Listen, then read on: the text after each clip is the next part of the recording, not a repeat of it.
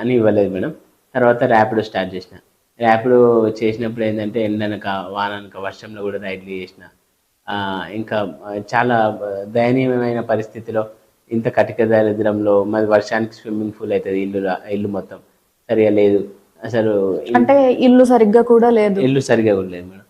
అందుకని మస్తు బాధాకరమైన పరిస్థితులలో నేను ఇంకా ర్యాపిడో చేసుకుంటా ఇంట్లో వాళ్ళకి హెల్ప్ఫుల్ ఉందామని చేసిన మేడం. వర్షంలో కూడా రైడ్లు చేసేవాడిని మేడం. ఎంతో కష్టపడి ఫుడ్ డెలివరీ చేద్దును, ఇటు బైక్ ట్యాక్సీ ర్యాపిడో రైడ్స్ కూడా చేద్దును. టైం ఎంత వచ్చేది అవి చేస్తూ?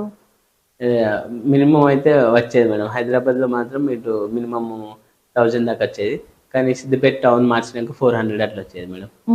ఇంకా అవి తెస్తేనే ఇంట్లో ఫుడ్ మేడం. నువ్వు మోడల్ వై ర్యాపిడో కొడుతున్నావేంది అని ఇట్లా హేళనగా వ్యంగ్యంగా, నీ ఆర్థిక పరిస్థితి ఇంకా మారలేదా, నువ్వు మీ పరిస్థితి ఇంతేనా అని హేళనగా మాట్లాడినప్పుడు మాత్రం చాలా బాధ అనిపించింది.